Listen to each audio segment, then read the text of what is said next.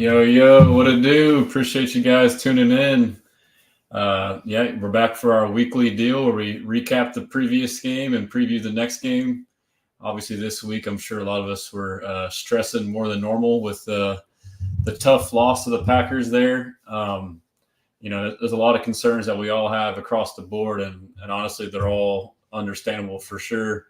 I mean, there's no doubt that all the concerns we have are legitimate, but I feel like the more time you have away from the loss, the more you kind of realize that it may not be as bad as you think. I know I say this a lot, the quote, it's never as good as it seems. It's never as bad as it seems. Reality is what lies in between. So I still think that's the case here. I'll just start firing off, interacting with comments until we kind of get things piled in to kind of get into the review of the Packers game. But over on IG, we got, let's see who we got. We got FBTX Chris says, I might go to the game. I don't know what you mean by might. You should go to the game. There's no question, bro. You got to make it happen, man. Shout out Mr. Optimistic right here. That's my guy on YouTube. If y'all don't follow Mr. Optimistic, you need to. He's been putting out a lot of good content lately. There's a lot of good creators out there, but he's definitely putting out some quality stuff. So, I'm sure we all have the same sentiment walking away from that game. Obviously the big thing that we all saw was pass protection, and it was atrocious. There's no ifs, ands, or buts about it.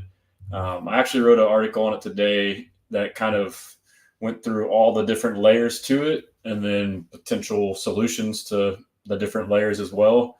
So I don't think I guess it's potentially a simple fix, but not at the same time, if that makes any sense. The one good thing is our O-line is not getting dominated off of ability. It's more so mental. And the mistakes they are making are like almost rookie mistakes, which is mind-blowing and embarrassing. But it is, on the other end of that, it tells you, okay, we should and can be able to fix that pretty easily. But like I said, it's not as simple as just fix this one thing. It's a bunch of little things that collectively add up together as one big thing. Shout out Tingly Man on IG. He threw up the H. Appreciate you, bro. Chris on IG says, what do you think about Devin White? Yeah, I can just go ahead and get into that now. I mean, I like it. I mean, when I saw he was released a week or two ago by the Eagles, that's definitely someone that we all looked at and thought, that would be a good target for us. One, given our depth at linebacker with all the injuries. And two, I mean, he's, a year or two removed from playing some really good ball. I know he had some injuries last year, but I mean, Pro Bowler, helped win a Super Bowl. But also, too, just his profile as a linebacker, it fits pretty well with D'Amico Ryans and his style of defense, a longer, rangier, faster, athletic type of linebacker, not necessarily a big thumper. So that alone projects nicely. But my initial reaction was I just couldn't help but think about what this meant about Christian Harris. So I'm just speculating. I mean, to me, I think that it means not so much good news about Christian Harris is what my first assumption would be.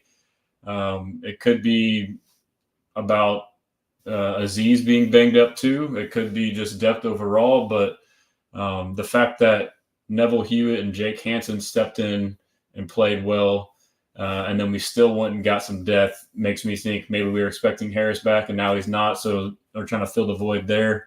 I understand that White was a Mike linebacker, but maybe in this scheme or system, maybe he could play outside backer where Henry's playing at and where Harris was playing. But, so I like the move, but it is kind of interesting to kind of think about the injury aspect. I know Henry came back today. And then Aziz is still, not practicing, so we're not quite sure what his status is when he'll come back.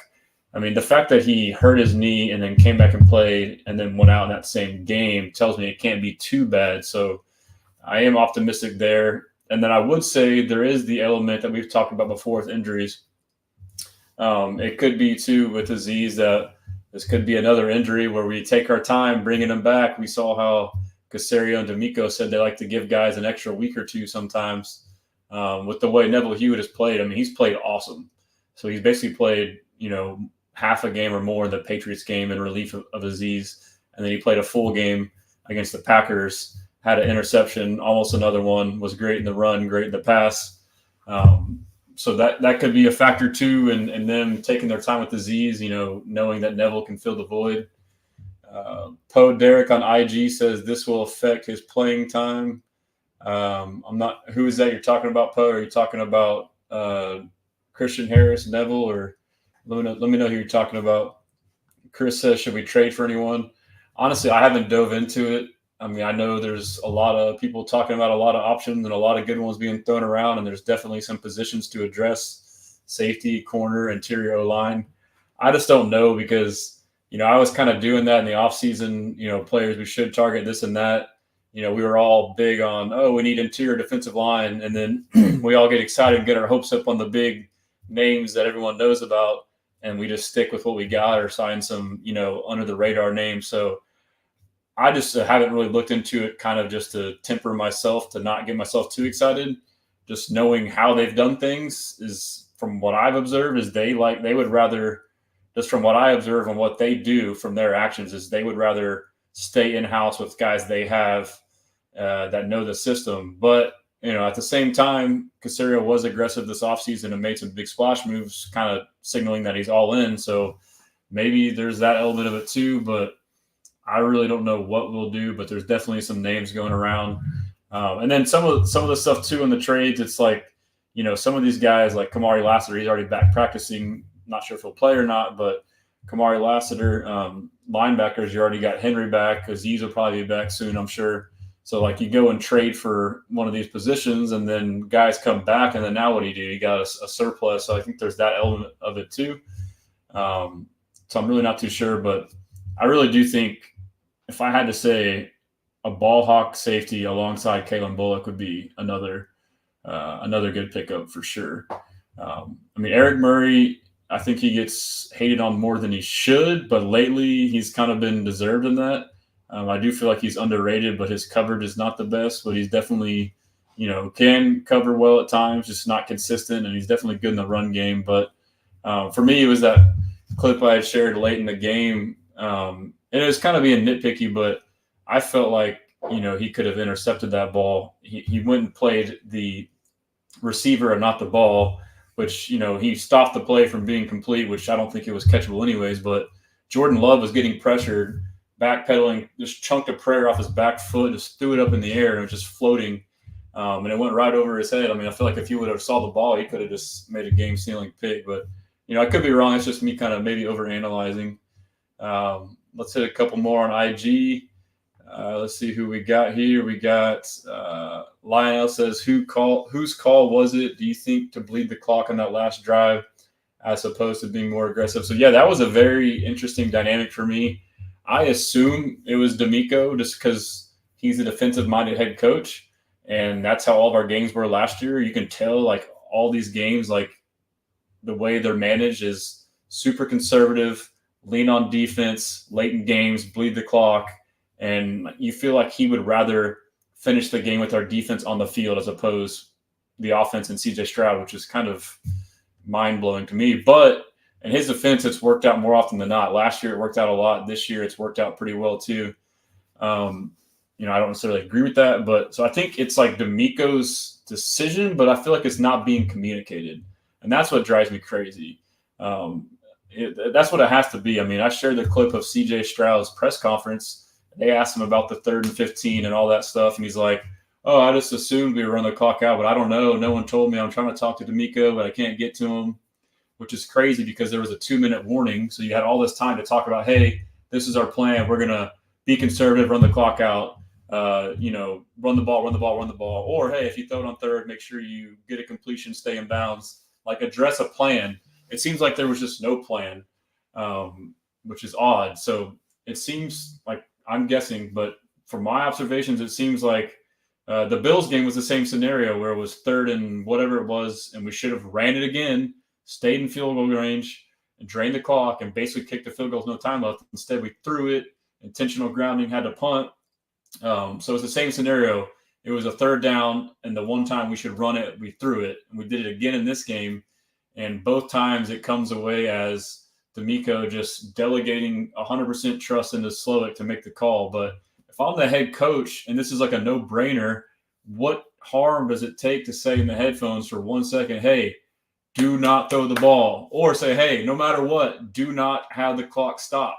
And then a step further, you say that to the OC, and then the OC is in the headset of the quarterback, and you say the same thing. Hey, if we're going to throw it here, you have to, it's a simple reminder. It's just a little thing. And I guess maybe in the heat of the moment, you don't think about it, and they're young coaches and they need to kind of get used to that. But that for me it's just frustrating. So to answer your question, I think it's everyone's fault, but I think it's Slowick's decision, but it should be D'Amico's and kind of is his, but he just like assumes that they know what he wants to do. I don't know. It's tough.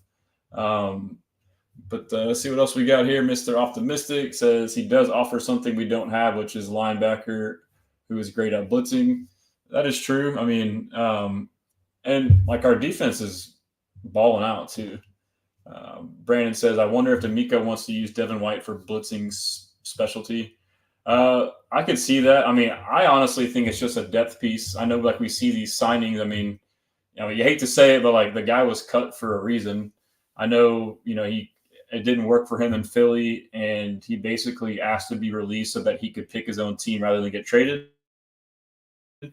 which I don't know what the trade value on him would have been. But I mean, our linebacker room is pretty good. I mean, Jake Hansen and Neville Hewitt are nothing to scoff at, and they know this system. But maybe if it's simplified for him, but, it's kind of hard. If he's a blitzing specialist and he comes in and all he does is blitz, then it kind of tips off the defense as well. I think it's just a depth piece. I think it's kind of like a roll of the dice, just like we did with Okudah and Henderson, which Henderson's gone and Okudah's been hurt. But, another considered a former first-round pick who's kind of, hasn't produced lately, I guess. So I think it's a very low risk, very high reward. If anything, too, I mean, we all know what D'Amico Ryans is. He's like the linebacker guru. So if anybody can revitalize Devin White's career, it'd be D'Amico Ryans. So maybe that's what it is. But I wouldn't expect him to come in and start right away, especially this week. I mean, knowing there is a lot of value, I think, in knowing the system and the scheme, especially D'Amico Ryans, the 4-2-5. The way they play is a little bit different. If I recall correctly, Devin White probably played under Todd Bowles in Tampa, which I'm pretty sure they're a big Tampa 2, I believe, which is ironic, cover 2 team. So, I mean, a cover 2 backer come here and you run more man in cover 3, in a different type of way. It may take him a while to get acclimated, but it seems like he was just, hey, this is a good value. Let's just try our luck with it, see what happens. That's what I would assume. Brandon says second half of the year, D'Amico might be pulling out more complex blitz packages. That's true. I mean, I still just think it's just, we see these things and we get excited, like, oh, we got this guy. We're going to, like, I would temper the expectations for him getting involved right away to be like, he may see the field in a couple of weeks. And he's definitely not going to start right off the bat for sure. But I may be wrong. That's just what I believe. Brandon says, should have signed Robert Hunt in the offseason or traded for him now while the Panthers have to give up hope on their QBs. Yeah, I mean, it's easy to say all this stuff in hindsight, but, it's tough. Jesse Vargas, look at a return specialist or King is a lock. That's a good question. I never really entertained that idea, but you have to think they still have, faith in Sims. I believe Sims is hurt, right? That's why he didn't play last week.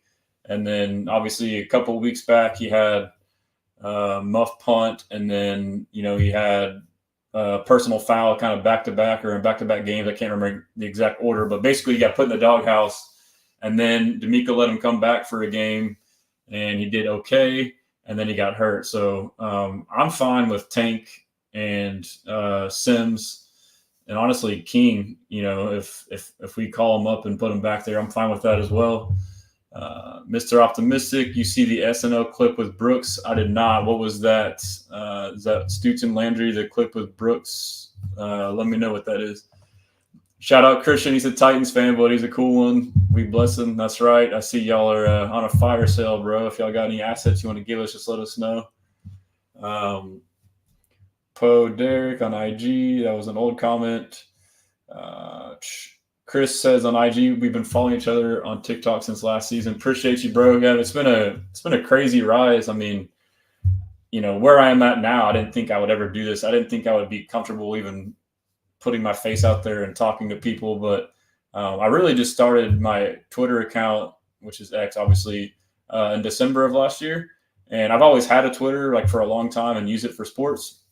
But, I finally and I've been a lifelong Texans fan since day one, season ticket holder since the very beginning, and been to a lot of games. But I finally bit the bullet and just made an account to kind of just fire off my takes and opinions. And it's just slowly and naturally progressed to what it is now. And then basically all the stuff I share with y'all, like the interviews and clips and articles and rankings, it's stuff I've always consumed since I could talk. I've just loved Houston sports and mostly football, the Texans. So it's just been a natural thing for me. And then now I got this website. I've never had this big end goal. It's just been a natural progression. And the more I've gotten into it, the more I've interacted with people like y'all and made new friends and really enjoyed the combos. And I've just seen a lot of places where things could be made for all of us to have a better experience. And that's kind of what my website is I never thought I would do that. That just kind of naturally happened. And the more I get into it and think about it, we could do this and this and this. But that's my goal with the site, is to make it, easier to be a fan. Everything's in one place, and educate you on who to follow and where their stuff is. And then also help content creators. Since I've become one, I've interacted with others, and I see the time and effort and energy it takes to, just put out decent content for people to enjoy. So a way for them to promote themselves and connect them with fans. So I'm just kind of, it's an ever evolving thing, and I've enjoyed the heck out of it. So Henry J. Mack on IG says, how do you feel about DeAndre Hopkins to the Chiefs? Do you think he's going to get a ring with the Chiefs? I mean, the Chiefs were already a force before he got there. The Chiefs remain hyper aggressive. Their championship window is open 24/7. And they're going for it 24/7. I mean, them trading up and getting Xavier Worthy is a sign of that. And then now you lose Rashee Rice, and rather than sit on their hands, they went and got proactive. Hopkins, I think, fell off a little bit, but if anybody can bring him back close to the level that he was, it would be Patrick Mahomes. He is a veteran savvy receiver, so I'm sure he knows how to read a defense and, get on the same page with the quarterback, back shoulder phase, stuff like that. That's probably going to be a big thing with them too, I would assume, is back shoulder phase. And he's a really good contested catch guy too. So he can basically fill the role at the X receiver that Rashee Rice was. Slants, he's probably going to get a bunch of slants, tough contested catches on slants. He may not have the speed, but I mean, Hawkins is still a good 50-50 ball guy if you get the ball, a decent enough ball. So, I mean, at first I was thinking not a big deal, but now I'm talking about it it's kind of scary. Yeah, so that's tough for the rest of the league. Titans, I mean, why you got to go and do that, Christian? Y'all screwed it up. Brandon says Hunt gave up 1 sack and 3 pressures in 2003 and 315 pass blocks. Yeah, that would be nice. That would be nice. I mean, we were in a tough position, I mean, on paper our O-line looks great. So, I mean, there wasn't really a need for us to go and sign anybody. We have multiple options at left guard. And there is the factor too, when you draft someone at a high position, Kenyon Green, first round, you want to give them as many opportunities as you can before you write them off, because you would be kicking yourself if they were just this close away and you invest all this time and effort and coaching into them and then just make a brash decision because of, 1 or 2 bad games or whatever it may be. And then next thing you know, they end up being what you thought they would be. So that is a tough part of it. I mean, we can talk about, that too, but I definitely think benching Kenyon Green would be wise. That wouldn't mean that he's done as a Texan or as a starter, but the way it is now, it can't get any worse. So we need to try and shake things up. And if you watch the film, he's the one that stands out. You even look at the PFF grades. I know it's not the end-all be-all, but it matches up with the eye and what you see. And a lot of it too, it's for everybody, but it's specifically for Kenyon Green. And this wouldn't be a one-stop fix. It's part of the problem. So you just be proactive to try and fix it. But his big issue, like the rest of them, is communication. I mean, and more often than not, when you see us messing up on communication, it involves Kenyon Green, whether it's Kenyon Green and Juice or Kenyon Green and LT. So he's kind of the common denominator more often than not. And he's not the only one, but that would be an immediate solution. I know Kendrick Green would be a good option. Even too, I wrote an article about this, and a lot of us have said this as well. But another option too is Juice Scruggs was like one of our best linemen to start the year, but I think the last 2 to 3 weeks has kind of tapered off. And I think he's a much better run blocker because he's agile. But we're starting to raise these questions. The center is like the captain on the O line, calling out the protections, and he's essentially a rookie. Didn't really play much his first year. So how much of the communication is on him? And if that's the case, that's another option. You could always put Scruggs at left guard and put Patterson at center. I mean, so you have some stuff to do. And, it's getting to the point to where you don't want to waste too much time trying to give these guys every chance to prove. I mean, we're 7 weeks in. So at this point, if you can't figure out basic stuff, then it's, you're kind of running a little late on that. But Mr. Optimistic says, yes, Stooch channel. They had Brooks Cabina on, who covers the Eagles. Great insight on the release. I cut it. It's on my X. Nice. I'll check it out. Let me know if there was any kind of like special intel in the chat on what you might have heard about it. But from what I read up on, the cut was like he asked for to get cut so he could be a free agent. And I guess they probably did him a solid, is what it sounds like. Times well. What up, Stressans? Appreciate you, bro. Appreciate you tuning in.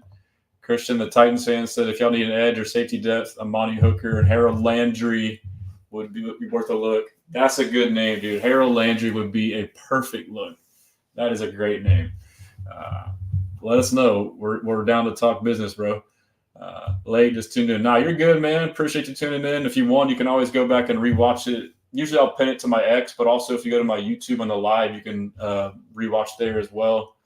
Over on IG, Poe was talking about Christian Harris. If and when he comes back, he was talking about, he said that will affect his playing time. Derek White, potentially so, yeah. Garrett Cobden on IG, we bless him. Yeah, we bless him, man. I know a lot of us are stressing, but I'm a pretty optimistic fan overall. I'm good, man. We're 5-2. Like, there's problems, but we're good. And I'll just talk about it now. But yeah, so before the year, I think it was the first 6 games. Like, I had us going 6-0, and then I had our first loss being against the Packers. So basically, I had us at 6-1, and we're 5-2. That was me assuming the Vikings were not going to be what they were going to be, which I don't think anybody saw that coming. So considering that, and then considering the injuries we've had, Mixon, Nico, Harris, et cetera, we're good, bro. And then you also consider the fact, that and like, we're tired of hearing this, but it is true. Like, even though we've been nowhere near as close to playing our best ball, we're still 5-2. I mean, like, and a lot of the stuff, like, I know we hate to hear it, but it is correctable. Like, we had the skill, we had the talent, we had the players, we got the coaches. There is some questions about, play calls offensively, some defensively, management, but it's not like the sky is falling. We're 5-2. We'll get into it. We're playing the Colts at home, already beat them once with a 1-game lead. If we win this game, it's a 2-game lead, which is essentially a 3-game lead because we would have the tiebreaker. So this game is like almost a must-win game. If we win this game, like, the division it's not locked up, but like, you got a pretty good lead. And if that's the case, you're pretty much baked into the playoffs. Now it's just take care of business along the way to position yourself for a good seed. But, the biggest problem we talked about was the pass protection. That's something I wrote an article on. I'll go over it here in a second. But the biggest thing that I've noticed and thought about it, and it sounds like D'Amico preaches it a lot too, is it's the tough, loud road environments is where we struggled the most. Week 1 in Indy, we struggled, but that was more so against stunts, but we still scored 30 points, I believe. But that was where we had these pressures that were communication errors where guys are just coming unabated to the quarterback, which just can't happen. And then the next time it happened was Minnesota, a very loud stadium. And this time against a very good defense.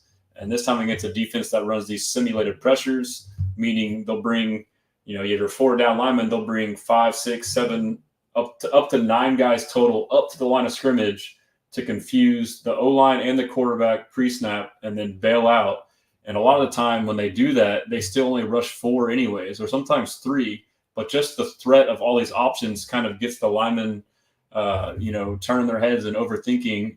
And then basically it allows you to get free rushers without it's like basically designing a blitz without a blitz if it works. So the Vikings did that, and then the last game was the Packers, who did that same game plan and also a loud environment.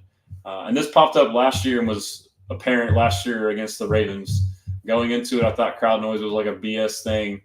And then, I came away after being in the stadium. It was loud. I mean, it was really loud, but I've been to louder stadiums, but it had an effect. I mean, we had false starts. We had, all kind of BS penalties and miscommunications. It was the same stuff. And so the crowd noise is a factor. And I keep them on my article. I'm just going through the list right now. But another factor to that, too, is it sounds dumb, but it's very true. It's a little thing. And I think Bill O'Brien used to always say this, getting in and out of the huddle. It sounds dumb, but it's true. I mean, how many times have you seen us on the road in these loud environments get up to the line of scrimmage with 5-10 seconds left, and yet here we are trying to read the defense and make checks. And by the time you make your protections and checks, you snap the ball and it's no time left and linemen still turn their head, boom, it's like, what are you doing? And so in that situation when we were so now that I think about it too, a lot of these penalties we had, like delay of games and false starts, stuff like that, were kind of all tied into the same issue. So now we've cleaned up the penalties, but we still have the miscommunication. So it's almost like, which one is worse, a 5-yard penalty or a sack? But we shouldn't have either. But it's definitely tough. It's something, like I said, it happened in the Ravens game. It's still happening now. And but as I was saying, a solution to that, as simple as it sounds, is getting up to the line of scrimmage quicker. And that is probably, again, a multitude of people that are responsible. Slowick probably taking too long to get the play call in. The play calls themselves are probably just knowing the NFL, which it's never made sense to me how a play call in the NFL is 15 words long. And sometimes you call 2 plays in the huddle. So that way, if you get to the line of scrimmage and it goes to the second one. Whereas college offenses are hand signals in 2 or 3 words. But the way the NFL play calls are too, they're so detailed where they basically spell out every player's exact job. And I guess it's to make it easier for the player to know what to do. But we're talking about professionals who have all day to study, and you need to make their job easier to interpret the play. And as a result, you're wasting 10, 20 seconds getting a play call out. You have to tell it to the player. He has to listen to it, and then he has to tell it to them. They have to listen to it, and they got a lot. It's just, you should have hand signals, short words. I just don't get that. But yeah, so it's probably taking forever to come in the sideline, taking forever to call it. And then another thing that ties in with that is tempo, and it kills me that we never run tempo. Every time we do, it works. Every time we run tempo, it works. Especially after a decent play, like a 5, 6, 7, 8 yard gain or a big first down gain. Line up to the line, hurry up, line up to the line of scrimmage. And especially in these looks where these simulated pressures happen where they put guys up at the line of scrimmage, if you hurry up and get into your play, they can't do all this BS mirroring, smoke and mirror stuff because you negate it. And it actually goes against them because you catch them off guard and out of position. They're too worried about bluffing, and then you run your play and you have guys out of position. So, I mean, that's something we need to do. There is, I thought a lot of the criticism on Slowick up until this point was, a little overblown. He's deserved some. I thought some of it was kind of looked at in the wrong light. But I will say from this last game, my big gripe with him was a couple things. These condensed formations. So what I really think is happening too is everyone's talked about a sophomore slump for C.J. Stroud all year, but what I think it is a sophomore slump for Bobby Slowick. But it's taken up until now. Basically, the Vikings gave the recipe to kind of give this offense fits. Mostly this O-line and then the way Bobby – and I noticed it last year. I never understood it, but almost every formation is condensed splits. Very rarely are the receivers spread out wide. They're almost always in tight. I don't know what the logic is behind it, if it's to help with the run game, which maybe it doesn't. I'm not sure exactly what the premise is behind it because I noticed that too. Tank Dell basically he ran outside reps 70% of the time, but if you look at his snaps, he's so far condensed that he's an outside receiver basically playing slot receiver because he's so far into the line of scrimmage. So maybe that's what it is. He's trying to get certain players better leverage on routes. But what it does is if you see the Green Bay film, it allows now these safeties and backers to come in closer too, really the safeties and nickelbacks. So if the receiver's close to the line of scrimmage, and then now the safety can be close to the line of scrimmage, And they can kind of creep back and forth between blitz and not blitz. Whereas if you have them out wider and they come down and blitz, okay, then now I know he's blitzing and your receiver's there, you can throw the hot. But now he can kind of play both. So there needs to be a counter for that with Bobby, whether it's spread it back out or having some kind of check. But I do think it's an adjustment made by D coordinators. And then D'Amico said it today, which I was glad to hear. They're not dumb. Whenever a team sees something work against a certain team, other teams are going to copy it. So I'm surprised, the Vikings did what they did to us and no one else really copied it since. Maybe they did it and didn't work. But it should be mentioned that these simulated pressure defenses like the Brian Flores, where you crowd the line, it does take a certain personnel set to a degree to be able to have athletic, rangy linebackers, safeties that can run the line of scrimmage, run back, so it does take smart athletic guys to do it. But if it works, that's what we're going to start seeing until we stop it. So, I'm sure this week they're working on it. And, like I said, one of the things is Bobby changing up the play calls, just solely first and foremost formations. And then we all said it. It's true. I mean, I feel like this was overblown a little bit, but it is true. I mean, the route concepts, there was a handful of times in that game where it's third and medium or whatever it is, and the concepts are all 10, 15, 20 yards downfield the routes. Like there's no hot routes or no short routes. It didn't happen as much as we think. It happened a handful of times. So that could be something too is, if you start to get that, just run a little BS short, quick game offense until they get out of it. Then you can get back into your stuff that you like. But CJ Stroud's also liable from some of that on Sunday. The problem is that early on the game, early and often, he was rushed with no pressure. Like, so guys would just get untouched and just hit him in a second, 2 seconds. That happens 2, 3, 4 times in the first 2 quarters. Like, your head is messed up. I don't care who you are. It could be Joe Montana or Tom Brady. Like, you have no trust in your O-line, so you're shell-shocked. And so that's what happened. So later in the game, I wouldn't say he was seeing ghosts, but like his internal clock was definitely sped up. So it's hard to blame him for that. But you could tell later in the game on third downs, he would have the short route actually called for a first down on the first read, but he would be so frantic because of the previous hits that he would come off of it. He missed a couple short throws for first downs. He missed Diggs on a touchdown for one. But it all stems from that pressure early on in the game.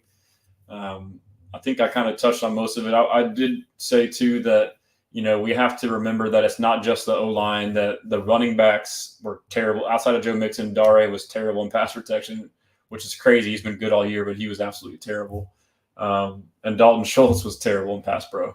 And most of it was mental. Like, it's just, like, crazy. And then, like, the one where Titus – and there was, like, some bad luck, too. Like, there was a couple where LT was – trying to help Kenyon Green when he shouldn't have, maybe because he saw he was struggling and he would try to put a hand on his offender for a second and then turn around and get beat. So that was an issue. Titus Howard tripping on Schultz was like a fluke. Schultz, little things matter. He hesitates for a half second to get off the ball instead of getting out of the way. Now Titus steps on him. Now he falls. Now it's a free rusher. It's just like anything and everything that could go wrong went wrong, and it just kind of snowpiled on us. But with all that being said, I am optimistic it will get fixed. Obviously, like I mentioned, the 2 biggest thing is crowd noise and the simulated pressure type defense, and obviously stunts too. Simple stunts were killing us, which the Colts did in week 1. They kind of gave the playbook to other teams for us on that. But stunts combined with simulated pressures and then mixed in with, mugging the line and blitzing too, it's like game over against this O-line. But I forgot where I was going with the end on that, but it needs to be corrected for sure. So I'm optimistic it can be corrected, at home. And D'Amico has talked about this. It's not like the O-line, they've done it. They've been bad at communication 3 or 4 times this year, but it hasn't been every week. So they have shown that they can do it. It's not the most convincing thing or reassuring thing, but I have confidence in this O-line to bounce back, especially at home, especially against a lesser defense.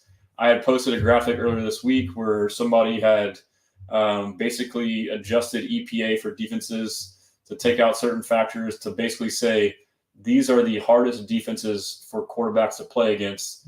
And the Texans had already played 3 of the top 5. It was Minnesota, NFC North. It was Minnesota, Green Bay, and Chicago. We already played 3 of the top 5. After that, I think the hardest one we have in the next 4 or 5 games is like 15th or 16th ranked, and it's the Lions. And that's at home. So we have the crowd noise in our favor. And D'Amico makes a good point when he talks about this too, is the crowd noise matters. So, if we see what our team looks like on the road, like we need to have that same environment when we have a home game. There's no reason for us not to make it the same way. And they do happen to be on third downs when it's the loudest. The fans get engaged. So it's that's a lot on that. Let's catch up on some comments. Texans fan, hey man, appreciate you, bro. What's good? Tayswell says, I turned on notifications, but I do have a question. Sorry if you already answered it. I'll get to it. No, you're good, man. That's no problem at all. Mr. Optimistic says, basically, he was on a 1-year prove-it deal and wasn't going to get the playing time to prove it. He had a good attitude. They just found a better blitzer who won the job.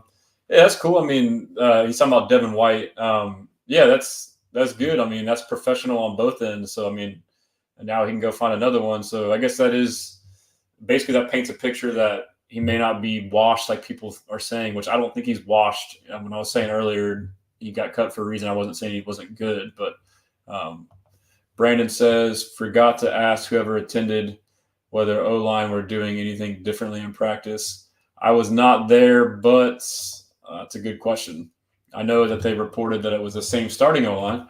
Tayswell said, thoughts on trading for a linebacker when we need O-line help? I like the Browns' Wyatt Teller, but I think he's an IR. I don't think it's, we signed Devin White, but I think that was just an injury necessity thing. And like I mentioned, I think it's because the outlook for Christian Harris is not good down the road, which I may be wrong. That's just my hunch. Tayswell says, also don't think Browns want to trade with us anymore after what happened with Watson in the playoffs last year, LMAO. Facts. Yeah, so Wyatt Teller would be money. I mean, if you can get like a bona fide lockdown interior lineman, you do it. Like we've talked about the Super Bowl window. Like we want to, we talked about Kenyon Green and being a first round pick, and you kind of want to give him as many chances as possible. But we're getting to the point like we can't mess around. Like if we got a for sure thing out there, and we got to give a little bit, but it's going to increase your O-line by X amount. I mean, you got to do it. But you're right. The Browns, there's no way they're even going to talk to us. They probably got Casario's number blocked for sure.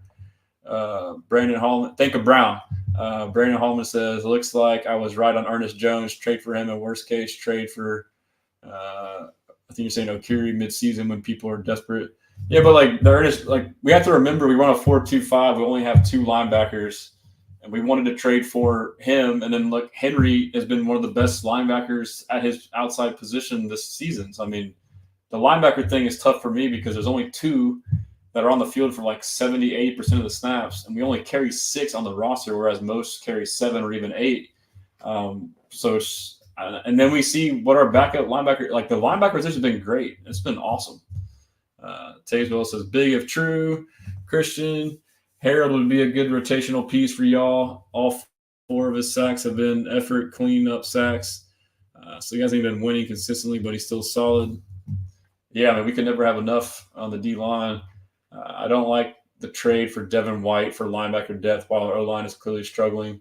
Yeah, so, I mean, I don't think it was a trade, but I don't know if that means they're settling on O-line. We still got time. I think it's, early November is when the trade deadline is.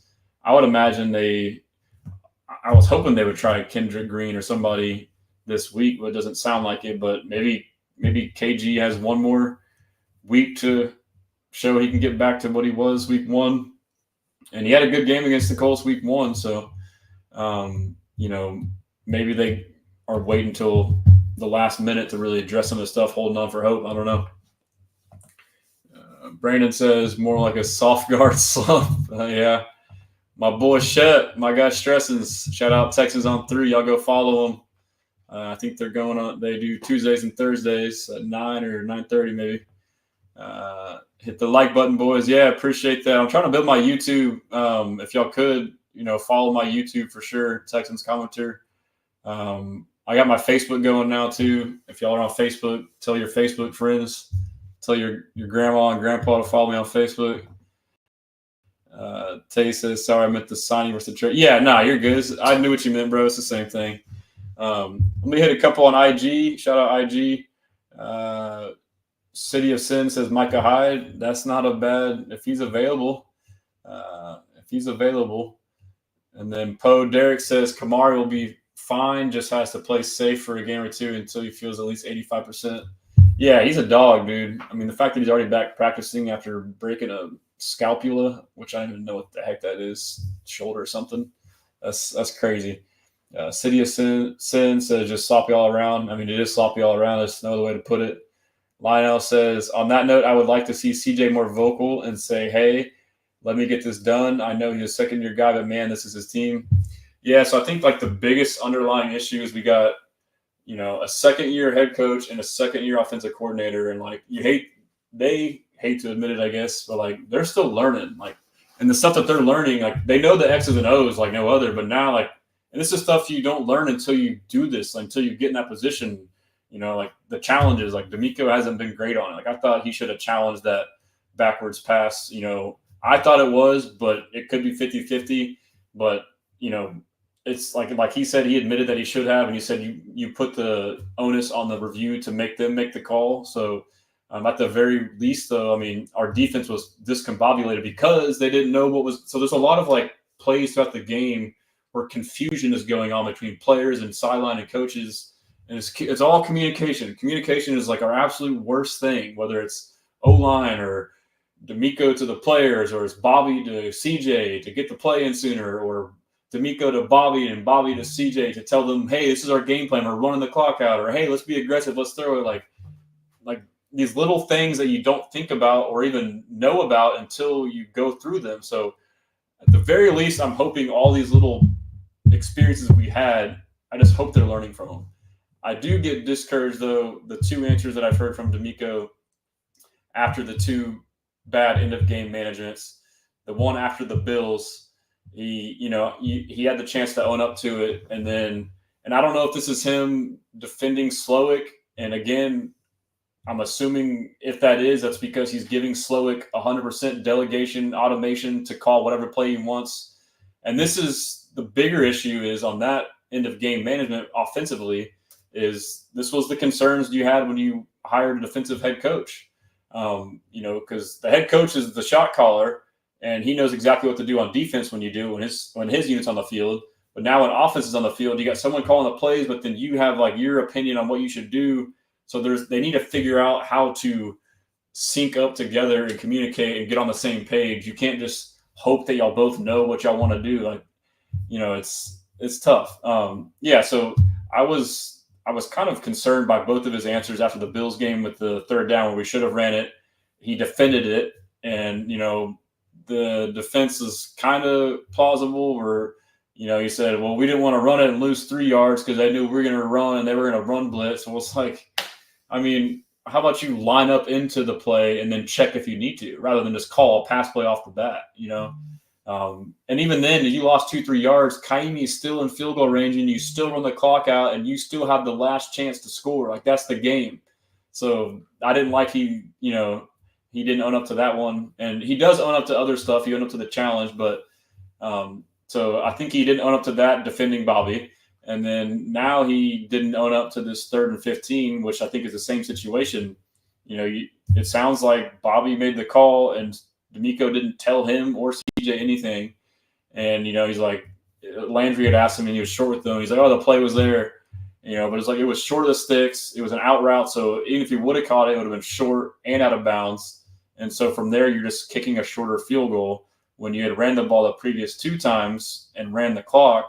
And then now you ran the clock but then stopped it. So, I mean, you just contradicted what, you could gripe about them being conservative. I would prefer to be aggressive, but even then, okay, you're being conservative, then be all the way in. Don't be half-ass in.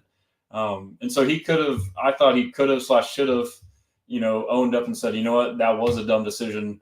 I should have told Bobby, hey, make sure the clock stops. I mean, because you can still call the pass play and relay to CJ, say, hey, if the out's not there right away and you can't catch it and stay in bounds, then look over the middle for something short. If not, take the sack, worst case, or run for a couple yards. But, like, there's just no communication, man. So that's a big qualm for me for sure. I'm sure we all kind of agree on that. Tayswell says Kamari's shoulders look totally fine. Shoulder looked totally fine in practice today. Yeah, that's good to hear. Scapula is shoulder blade. Yeah, I figure that's what it might be. Christian says you guys want Levis. Might convert him to linebacker. Hell yeah. I don't want that damn meathead. Maybe a strength coach or something. Put him in the cafeteria. Brandon says, can't believe Lassiter is back this soon. He's a dog, bro. Brandon says, hot take, Titans need to install a big mayo jar at the stadium, and every time he does something dumb, they dunk him in it. Well, that wouldn't be good because that's an incentive, not a decentive. He likes mayo, so, I mean, he would be messing up all the time on purpose to get in the mayo. Lackville says, don't we have an extra roster spot from the Cam trade? We had one today, and I'm not sure if it was from that, but it was filled with Devin White. There was speculation about Jeff Okudah coming back or Harris coming back, and then we signed Devin White. Lance says, facts, got to get the communication together. It's really the overarching theme overall. Yeah, Christian, you're right. Lionel on IG says, on that note, I would like to see CJ more vocal. Yeah, I went over that. I agree. They need to give him more reign of the offense. They just need to communicate with him. And I don't know how much control he has. It sounds like he can check plays and set protections, but it's just the communication all around is bad, man. And I had said, this is something like this crazy. I guarantee the Texans don't have the VR headsets, but like Jaden Daniels did it at LSU, and then he brought it with him to Washington, and it's helped him. But like, how do we not have 50 freaking VR headsets and every player can use those, and you basically get a free extra walkthrough? They can take it home with them. It's like advanced film study. Like for our O-line, it would be incredible if you could load up all these crazy, stunts and disguise blitzes, the simulated pressures on there, and get them to be there. It's a good way for them to look at it without having to go through physical motion, but just to stand there and kind of communicate it through. And from what I understand, like these VR things are like very realistic. Like you feel like you're in the environment, you can hear crowd noise, you can make it, get your heart rate up, all that stuff. And then, for quarterback, obviously it would help with CJ. Like how we don't have that, I'm assuming we don't, is beyond me. Like that needs to be done stat. Like I would have that for everything. Let's see what else we got. Tingley Man on IG, sign Bakhtiari. Okay. All right. And move Titus. Yeah, so that's another option too. Titus could move to left guard. That's a great point, dude. I like that. That's a great, I haven't heard that. So Tingley Man says, sign Bakhtiari. He could play right tackle, move Titus to left guard, who was a good guard. Him and LT have some chemistry. That would be awesome. I'm totally down for that. But we also have Blake Fisher, which is an option I heard too. Blake Fisher coming at right tackle, move Titus to left guard. So there's a lot of options we have. And Blake Fisher, he came in early this year, didn't play so great, played better the next one. I think his last game he played pretty well. So, I mean, he's obviously going to have his ups and downs, but I feel like he can, hold his own. 3C money on IG, Falcons win it all. I don't know, man. You got old Kirk. I do like the Falcons, though. They got a fun team. Lionel says, appreciate all the clips you put out, man, that you don't get to see unless you're doing some digging. Thanks for that. Great content, brother. I appreciate that. So that's kind of like, my goal in all this is like, let me do all the hard work. And then as Sean Pendergast said on 610, let me feed you the good stuff. That way y'all can just chill and, watch all the important stuff. Henry J. Mack on IG, should the draft be a rookie running back? Either Quinshawn Junkins, Ohio State, he's a beast, or Ashton Ginty. He is an absolute freak. He'll be gone by 5 picks since the Texans traded Cam Akers back to the Vikings. I don't know what we'll do for running back. It depends on Pierce, but I mean, Mixon, we got him for at least a couple more years, so I don't know. It seems like right now there's some other positions we should address, but honestly, I can't even think that far. Henry also asked, should the Texans draft a rookie running back? Okay, it's the same question.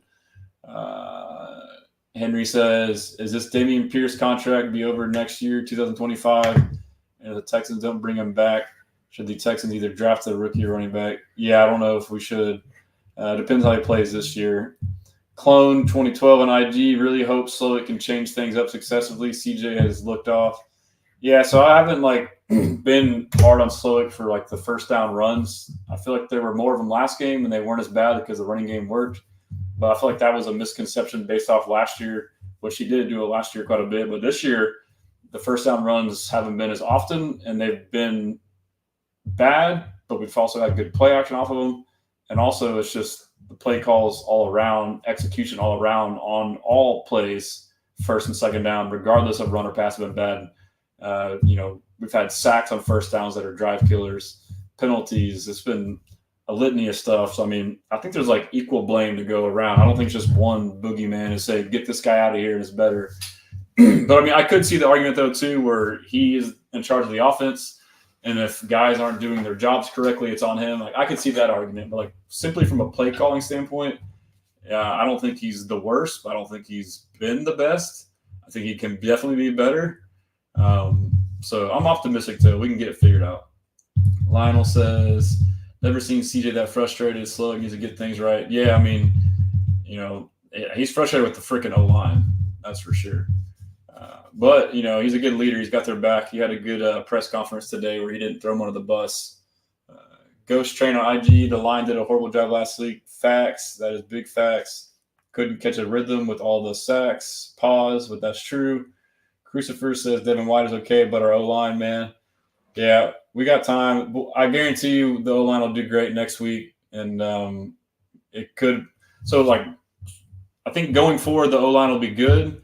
But no matter what, so the one remaining tough road game against a tough defense we have on the rest of the year is Kansas City. So that'll be a good test. But, I think we can get by the rest of the season with good enough O-line play to allow CJ to be the CJ we know. But it's going to be in the back of my mind and all of y'all's, I'm sure, come playoff time. And this is why I said before the year, it's kind of a ambitious goal. But if we really want to make a run at the Super Bowl, we need to try our best with everything in our power to get that number one seed, because I don't see us winning on the road in Baltimore or Kansas City again in an AFC championship game or even a divisional round. And then now you see how we've looked at this year, just regular season games with the O-line, how it's been. Even if we improve these remaining games and they're mostly at home and they're mostly at not crazy good defense, loud stadium away games, we know when it comes playoff time, we're going to remember how this stuff goes when it comes to this. So that's going to be the tough part. But I think we're good in the meantime. We'll worry about it later. Rich M, Vikings, best team he played all season. Facts. We're injury riddled and needed a bye week. SMH. Yeah, I prefer not to have the bye week so early, though. I think we're fine. We've navigated through the injuries pretty well, man. And he also asked did Autry play in the Chiefs game. He did, not nearly as much as I expected. D'Amico hyped it up like he was all systems go, and then now ever since then he's like, yeah, he's got to take time to get back. It's all right. So even next week he may not play 100% of the snaps that he should play, which is probably 60, 70%. I think he played 40 or 50 maybe. Crucifer says Mixon was still amazing though. Dude had the team on his back. Facts. He's a dog. And that's another point too. Is this is crazy, by the way. I'm just doing these comments. I haven't even talked about the game, so we're covering some. We can. Has it already been an hour? Shit. We can go back and just touch on some of that stuff. The Colts game, there's not a lot of stuff to look into, but so Christopher says Mixon was still amazing, though. That dude had the team on his back. That's the thing, too, with this O-line is they've been pretty bad all year, but a lot of it has been masked by Joe Mixon when he's been healthy, his vision, just being a good running back, and CJ has masked a lot of it, too. We've been one of the most highly pressured offensive lines, 30+% pressure rate.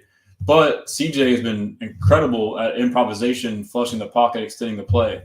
So those two things have kind of, masked how bad it was, and it reared its ugly head against the Packers. Christopher says Texans for traps for Buda Baker. I'm down. Let's see. Henry says, should the Texans also sign Buda Baker? Yeah, I'm down. But couple more on here, and I'll get through these other things real quick. Lance Shepard. Okay, Texans on 3 Friday night shows now. That's what's up. Y'all go follow Lance and Texans on 3. My boy Shep, Mailman, and Frank. Those are my dogs. Let's see. Yeah, it's on Friday. Brandon, let's see what Brandon says. If you trade Levis to Pats, that's hilarious. Yeah, Levis should go to the Pats. That's a match made in heaven. Levis and Mayo. That's crazy. Let's see what else we got over here.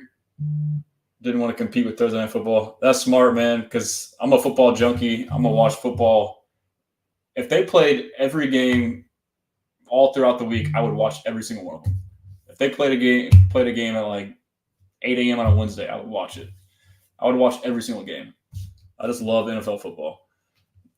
Ben Soar says, I know blocking is being considered the focal point of our Stressan, but is the play calling not a major concern? It's a concern to me. It's not as major as I feel like most people think it is.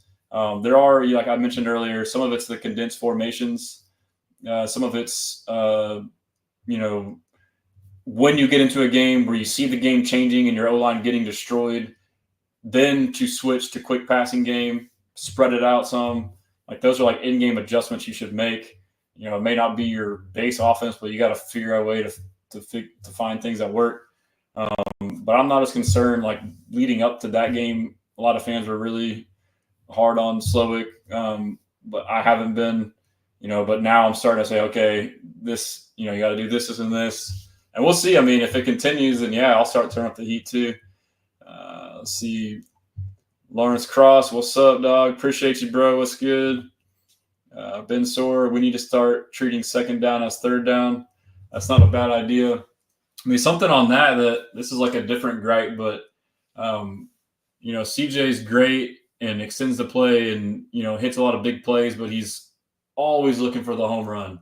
And something I said this last year in the offseason leading into this year, I would like for him to do more often is to take those cheap, easy yards like Pat Mahomes does and just, when it's second and short or it's third and short, just get the first down. Like if there's the cheap, free first down, run and get it rather than going for the home run. Like we should always be worried about getting the next first down rather than trying to go for it all. And that goes for the play calling too, like to your point.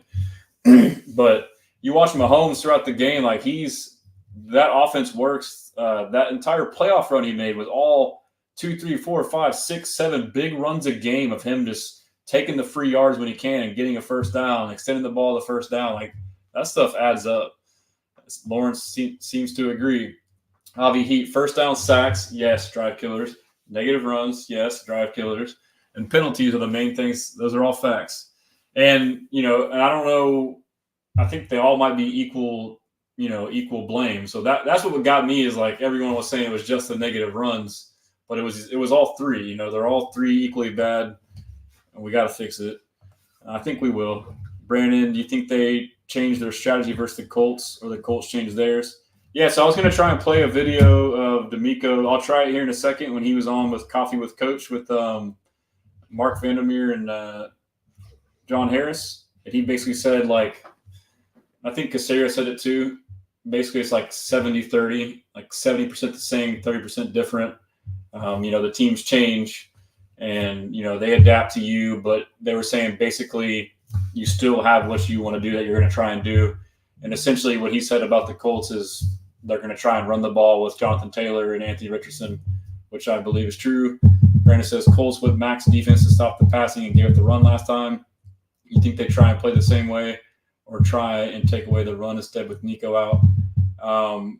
My inkling would be, if I got beat a certain way last time, I'm going to say I'm not going to lose again that way. So to your point, I could see them trying to stop the run. And then after watching this Green Bay game, the run was the best thing we had too. Maybe they run some of these, mugged up front simulated pressures, stunts, and try and do the same thing, which if they do it that time, I think the line can block it.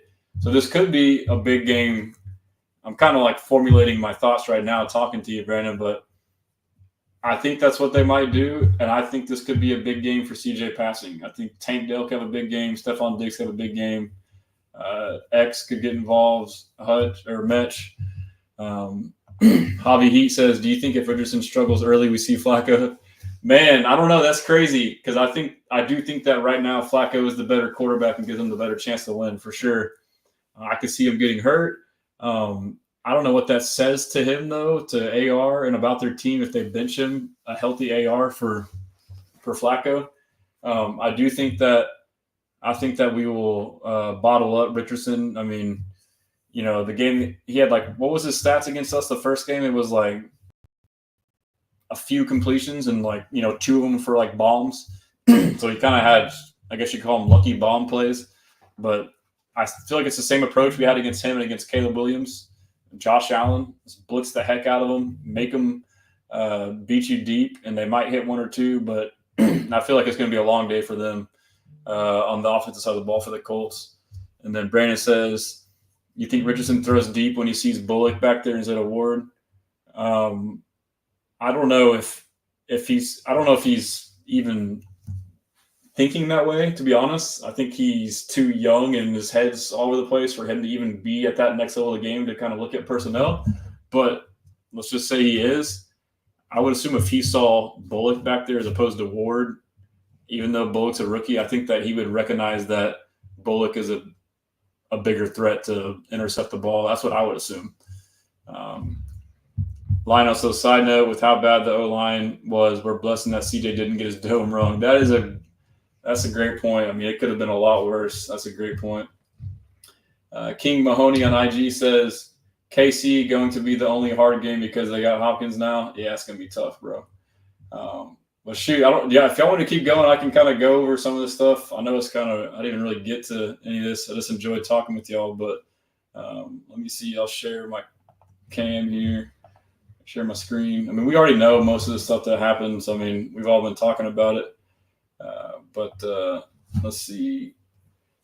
Tay says Flacco is better than AR, but Indy wants to believe in AR or Flacco. Truth hurts. I mean, they drafted him like what, 4th or whatever overall. Like, you talk about being invested in a player. I mean, they have to. That's what you get for drafting them that high. But yeah, this was I tweeted this earlier. This was I don't know if y'all can read this or not, but this was a clunker for CJ, and this was very similar to the Jets game last year. But this was CJ's career low in passing yards, 86. He was 10 of 21. I want to say he was like 10 of 24 against the Jets last year, and he passed for like 90-something yards. But he also got sacked 4 times as well. The ratings, you can't see it right here, but the QB ratings was some of his worst, sub 50 ratings. And he went on to have good games after. So just because this one game happened doesn't mean that that's what it is from here on out. Like, clunkers can happen. They happen to everybody. And so I know it's hard in the moment to like think that things will be better, but I think it's just a good reminder, like, hey, like, we're good. Like, it happens. Let's see us improve. And I think we will.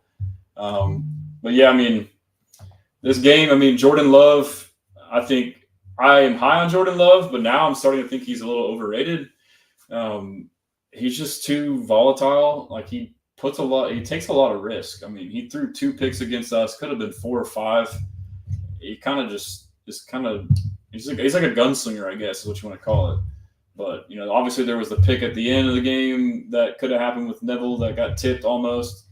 I talked about at the end where he kind of just chunked it up and potentially could have been won by Eric Murray. And there was just a lot of things that went wrong. And then the funny thing to me too is, like, as bad as we played offensively, and we didn't even talk about it, but defense played lights out. I mean, D'Amico had that defense.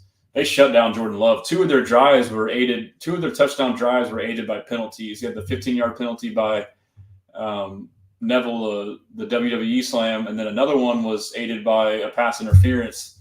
So, I mean, their offense was almost just as bad as ours. Love just had the touchdown passes, but I mean, he was 24-33 for 220. It wasn't spectacular with 2 picks and got sacked 3 times. We bottled up Josh Jacobs pretty good, 12 for 76. Their other drive was in the second half, was when they got the run game going, and that's what got them down there. So, I mean, defense played great. Obviously, offense did not. But all that being said, and we still had a chance to win. Like, there was, 10 different plays that happened throughout the game, and one of them goes a different way. We win. What's the sentiment this week? Like, obviously fans would still have their frustrations about the O-line, but like, our mood would be like, oh, we're 6-1, we're Super Bowl contenders. So, like, it's a good reminder, like, we're stressing, but like, we're still good, bro. Like, we're 5-2. this game, and that's just what's funny to me. Like all these Packers fans were chirping me like on comments where I wasn't even talking to them. Like they came and found me to come chirp me, and they're acting like they just won the Super Bowl and beat us by like 30. I'm like, bro, y'all barely won this game, and we played like absolute dog shit. And like y'all are bragging about it and like happy about it. Like y'all are whack, bro. Like if we would have won that game, like in a close game with a terrible performance, like I wouldn't have been just commenting on every Packers fan like, we whooped you. Like I'd be like, oh, that was a good game. Like, man, we got lucky to win. Like that's what I mean. I'm sure most of their fans are like that, but I mean, I just thought that was funny. Brandon says Ravens won't be easy if they keep playing like this and using 380-pound and 360-pound guards. Yeah, so I mean, Ravens O-line, pretty damn good. You know whose O-line I like to have is the Lions.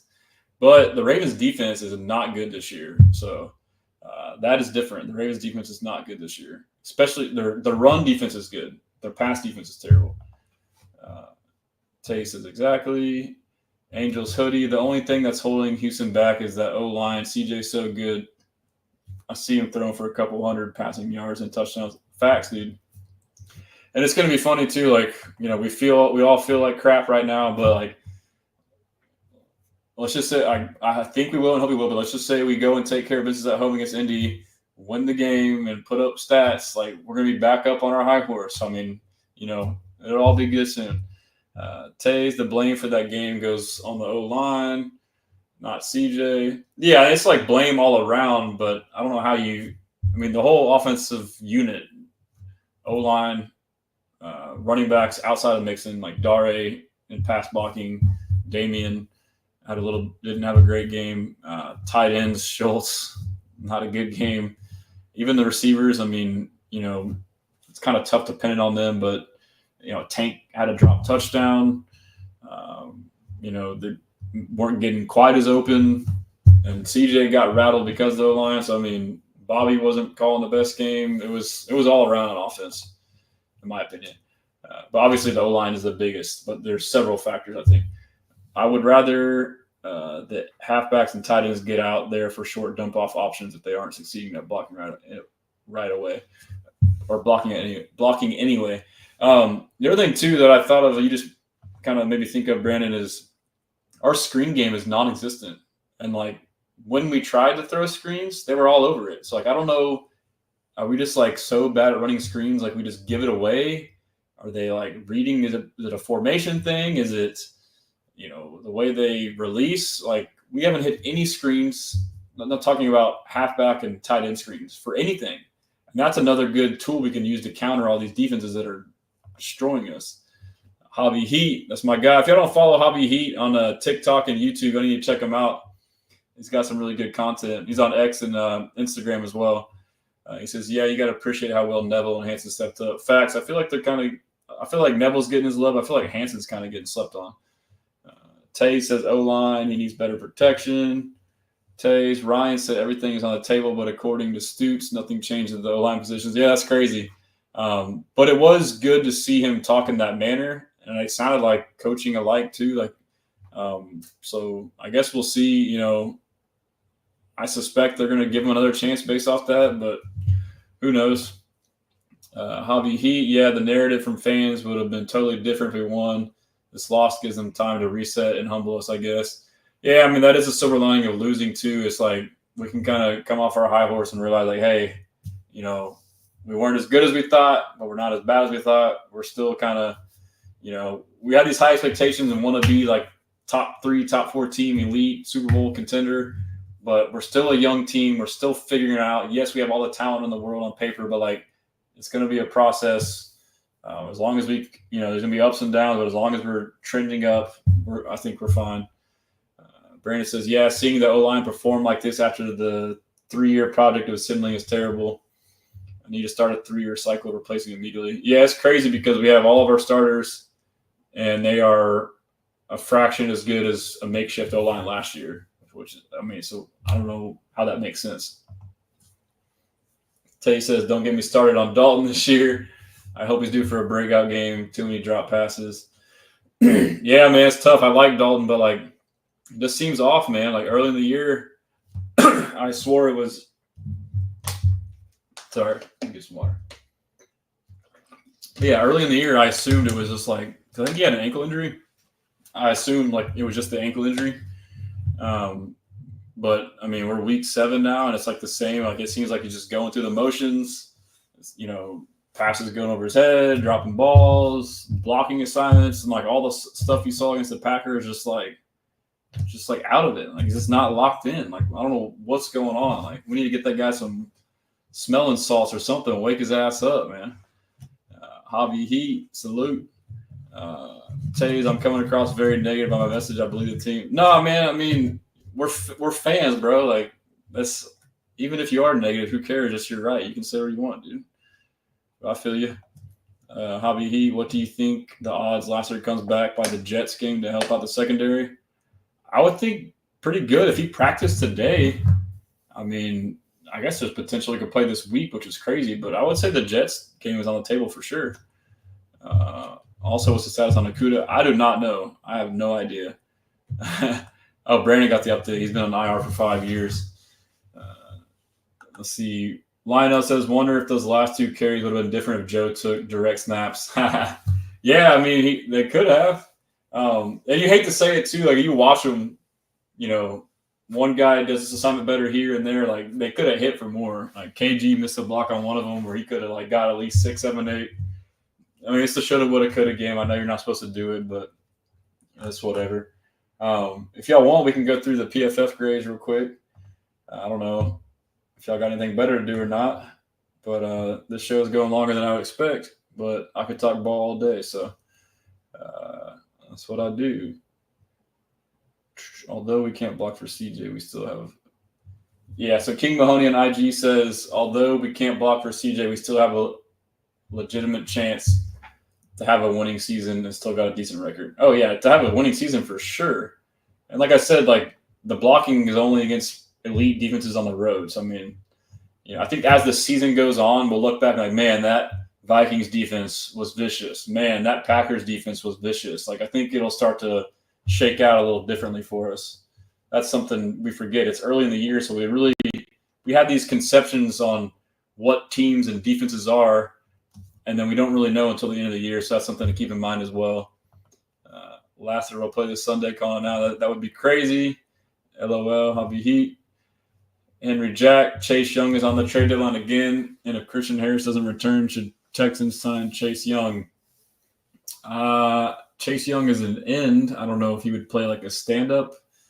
I don't know how that would be a replacement for Christian Harris, but I don't see that we have room for Chase Young with Danico Autry back. We have 3 legitimate edge rushers, but who knows? I could be wrong. Tay says Landry and Stutes had some good footage of him at practice today, and Lassiter seems game ready. He's a dog, bro. Tay says, you're growing, and I told you I'd be here on X, bro. Keep it going. Love the stream. I appreciate you, man. I appreciate all y'all. I mean, it's just, we're all the same. We all love football. We all love the Texans. That's pretty much what it comes down to. Let's see. All right, we got the PFF. Let's go through the PFF real quick. It's a big screen right now. So Joe Mixon, lone bright spot. Shaq Mason graded well. Again, these grades, not end all be all. It's just a reference. Usually they're line up pretty well.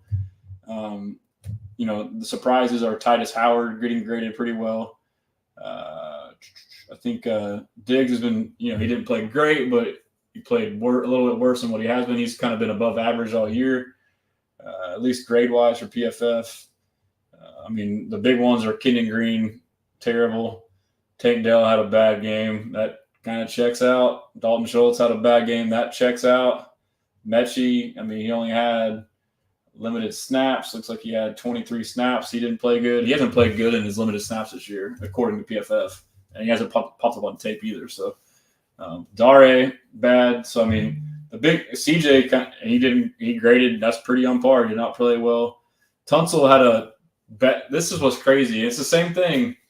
Tunsil had a bad overall grade, a really good pass blocking grade, the best on the team, and then he had one of the worst run blocking grades. Like, I don't see how he can be so good at pass block and just dog shit at run blocking. And it makes a difference too. Like, some of these run blocking plays, if he blocks the right way, it changes the game. Like, there's several where he didn't make it, and then that got us out of field goal range, and it's just crazy. But since we're on the O-line, like pass blocking, Tunsil was the best at 80. Joe Mixon was 77. Titus was 75. So, like, Titus didn't play that bad. This is something we can start to see more now. Tegan Quintariano. I forgot he was back. He played 13 total snaps. He only had one pass block snap. But maybe if Schultz and Stover struggle in pass blocking, which they had a 52 and a 48 grade and 35 total snaps, maybe Tegan starts to take some of those. Like, if they can't block, then get a big blocking tight end like Tegan in. Now, that might be a solution right there. Now that I see that, that's probably a good solution. And that probably needs to happen. He needs to take some of those snaps and say, hey, if y'all can't do this, I'm going to put him in there. He can do it. And we'll worry about catching passes from tight end later. And then Shaq Mason, too. I mean, like, so the O-line, this kind of, I think they're fairly accurate. Like, they should be like a little bit worse than what it says from what I saw. But, it's just miscues here and there. Really, it was left guard. And a lot of the pass pro was Dare had a 23.9 pass blocking grade and 6 snaps. So, like, basically every snap he was in was just terrible. And then, tight ends. Tight ends and running backs were putrid at pass blocking. But yeah, we won't go into too much else. We'll just go through defense real quick. Jake Hansen, put some respect on his name, bro. I'm telling you, Jake the Snake, 82. Petrie, another good game. The Buzzsaw, love it, 81. But I'm seeing all these top grades, and this, was an issue last year that we corrected early on this year, and now it's getting worse again. His tackling is not very good. Jake Hansen's tackling wasn't great, 32. Petrie's tackling wasn't great, 32. Tim Settles, 29. Will Anderson, 28 tackling grade. Eric Murray, 25. Kurt Heidnish, 23. Stingley's tackling grade was decent, but I saw some where he missed, and he's missed a lot this year. His tackling has not been as good as what it was last year. But Neville Hewitt, another solid game. Tim Settle was talking all that smack about Josh Jacobs. I'm gonna knock his helmet off. He backed it up, and this matches the tape. He was making plays. Foley with a decent game, and after that, it kind of drops off. Our edges, Will and Daniil, did not have a good game. I don't know if those Packers tackles are just good or they got schemed out or what, but they didn't. None of our edge guys, according to PFF, had a very good game. Nico Autry, he only played 28 total snaps. 7 were for run defense, 21. So he seems to be mostly a pass rush specialist. He's 21 divided by 28. I mean, 3/4 of the time, essentially, he's out there for pass rush. But he's still getting going, so I think that'll improve. Brandon said, if I had to fix the O-line, I would start by trading for Robert Hunt, then draft a guard and tackle next offseason. Then we see where Fisher's progress is. Yeah, I mean, I think a trade is definitely not off the table. I think they're probably just waiting. I'm sure they might have some preliminary talks right now, but I would assume, because it's a couple of weeks, I believe, at least. I feel like they want to make sure they can figure some things out because, like we mentioned, we have all these options in house to try first. Henry Jack, I would love to see the Texans added all black uniforms to the team. All black uniforms would be sick. Big facts. I agree. That would be sick. That would be so sick. That would be awesome. I would be down for that. I would buy that shit too. Any darker in our home jerseys are all black. Yeah, I was going to say our current ones are pretty close to being black. That dark blue. I like it, man. I know people kind of didn't really like it, but Lionel says, what you think of Daniil Hunter thus far? I think he's underperformed. What do you think? I think Daniil's good. I mean, I'd written an article about this for him and for Will. I mean, the issue is we all, as fans, hyper-focus on sacks. I mean, it's obviously if you get a sack, you made a big play, but I feel like it's an overhyped stat. It's not really indicative of your play. I think he's been great. Him and Will have been top 5, top 10 pretty much all year in pressure. So I mean, they're winning their matchups, and they're both great in run defense. I mean, they didn't grade good this game, but I think overall they've graded pretty good. So Andrew Cantor said score prediction for Sunday. I haven't even really thought about that, but I think we put up, let's see, Texans Colts at NRG.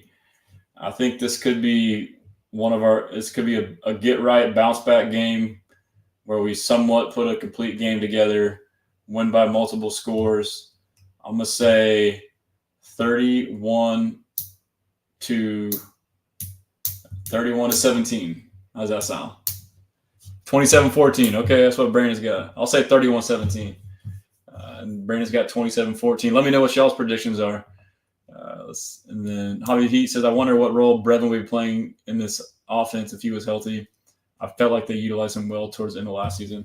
That's a great point, too. I mean, this was prevalent, or we noticed his absence in that very first game against Minnesota. Cade Stover, who'd been playing good at fullback, now played tight end, which I think Cade Stover is a better blocker with the full head of steam, like at fullback, where he just gets momentum.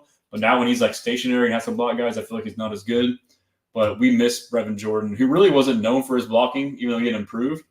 But I feel like we miss him a lot. That's a great point, Hobby. Like, we've forgotten about him. But now that we got Teagan, I feel like Teagan needs to get more involved. He deserves the right to get more involved for sure. Let's see if we got anything else on there. No. We'll buzz through here. Whatchamacallit. Here, let me run a couple of videos. I'm going to grab a drink. I want to show you my site too, but I'll show a video while I do that.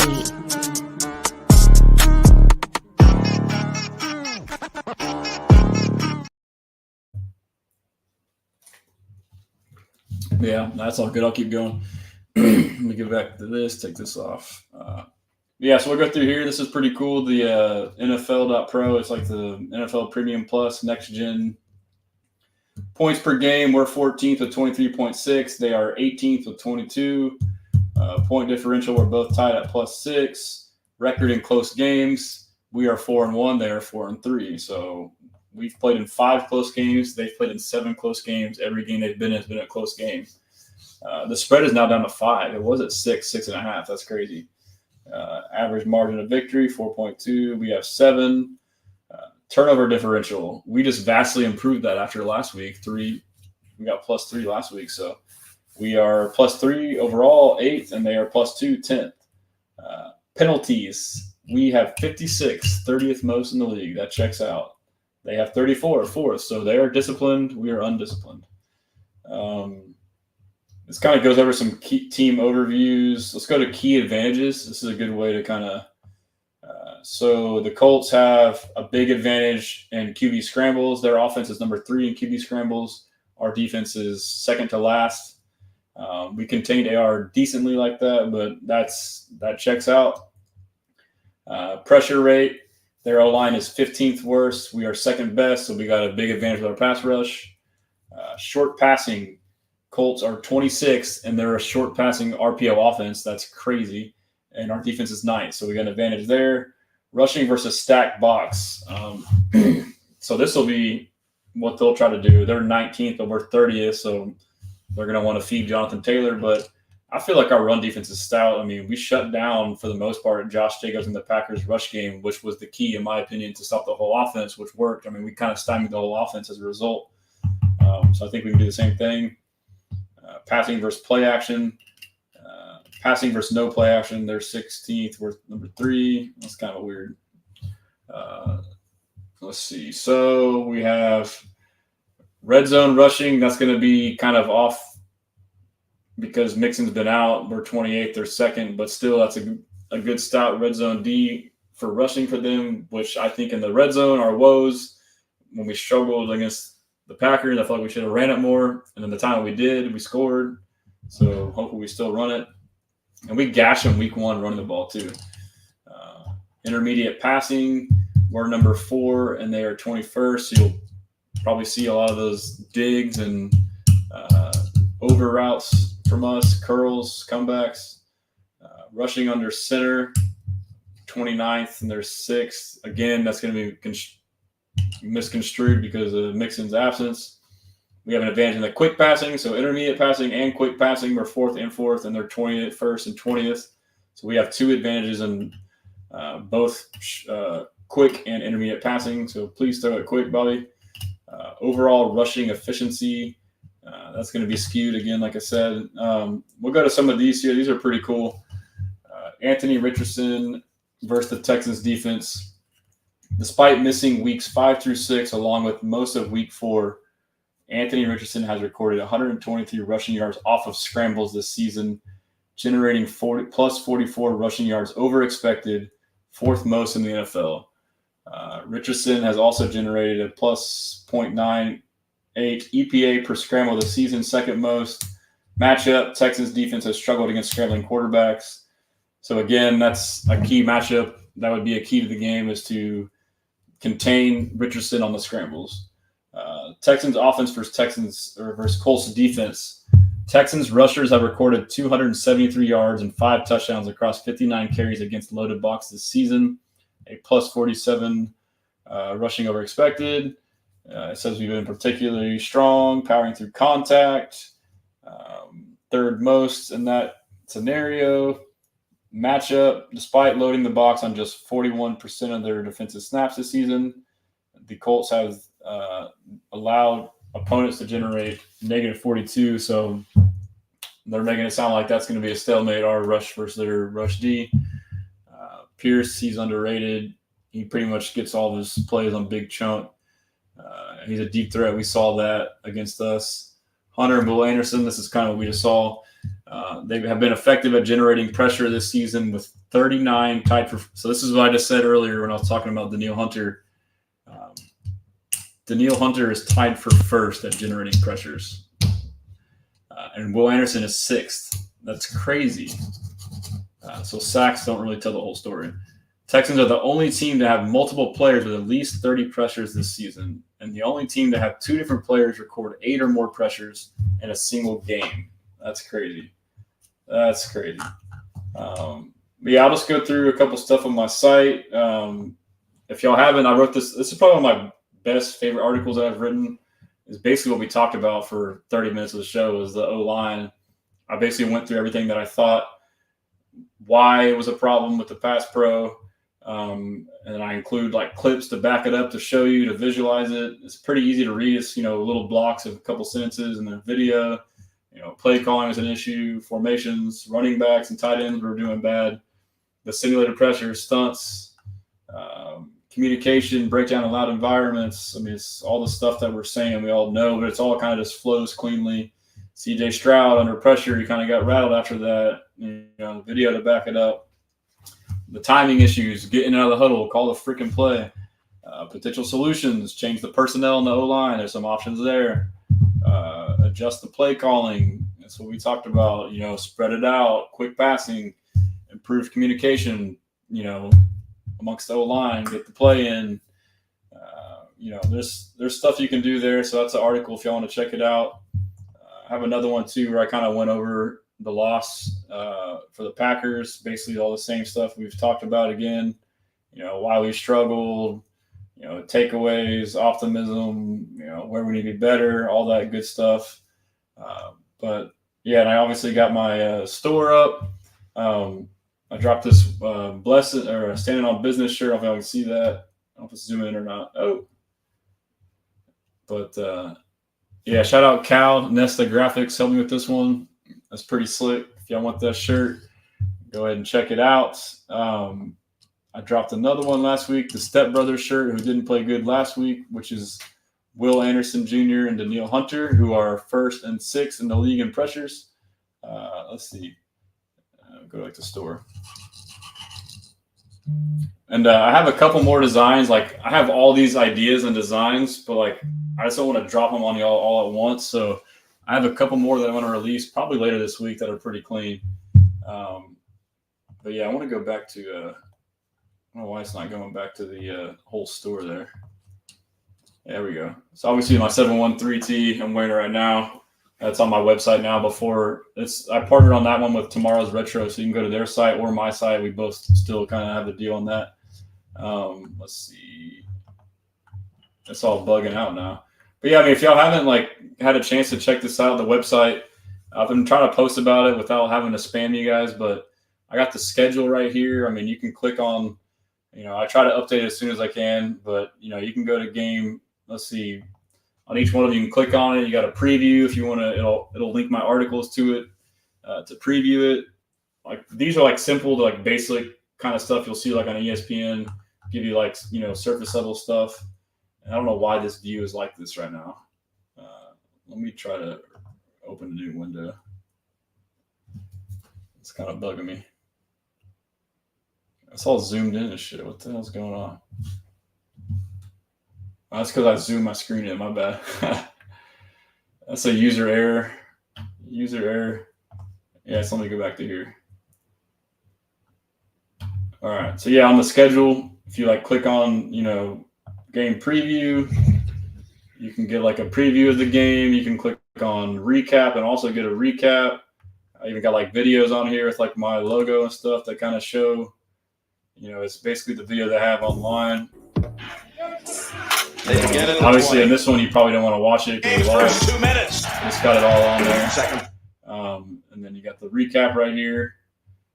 And then on the bottom of my website, it's like my Instagram stuff. But this option too, like it's a work in progress. Like I'm kind of like formulating ideas as I go. If y'all ever like think of anything or see anything and want anything, just tell me. I'm dynamic. I'm willing to change. But right here, if you want to create a profile, I guess first off, I should say like what I would appreciate the most, that would help me the most, would be to subscribe to my newsletter right here. I'm trying to get that going. I was doing once a week, but I had more articles this week, so I sent one on Wednesday. I'll probably send another one on Friday with extra content.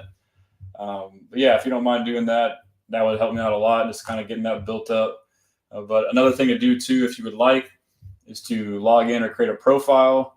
If you do that, you can I have like a Discord on there. I understand it may not be appealing to get other apps. I'm not trying to like get you to go away from what you do, but so I'm logged in now, so you can go to your profile. I think the main thing with a profile is this can replace like a link tree.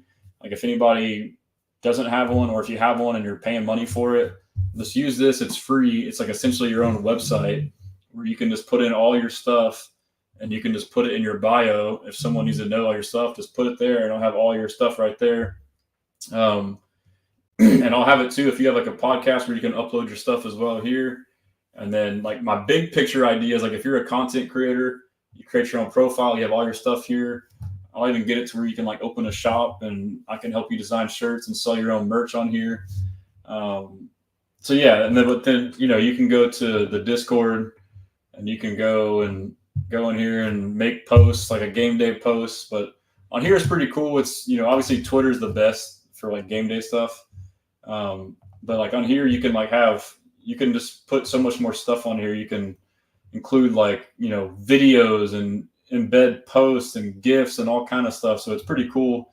It would be cool to get that going. So if you don't mind, if you want to create a profile, also too, I mean, if anybody wants to work on writing, if you become like a member, you can write your own articles and have them all on your profile. It's a way for you to like do your own content, and you can charge people for it if you want. If it becomes something desired like that, I can help you set that up. So it's got a lot of optionality to it. But then the one thing I'm working on right now is a content creators directory. And so my goal with that is I'm building it out to where basically a lot of y'all in here already have y'all on the list. I list all y'all's info, all your social medias, website, podcasts, whatever. And then, it's basically like a who to follow, and it's got journalists and all that good stuff. So it's just a resource for fans. So that helps creators get seen, and it helps fans find the content they want. So I'm just kind of connecting the two is really what it is. But yeah, I mean, if y'all get a chance, check it out. Like I would really appreciate any feedback, good or bad. I mean, I'm doing this for the fans. I'm just trying to make it a better experience. So that's all it is. Henry Jack. Maybe an H-Town Blue CJ Stroud shirt.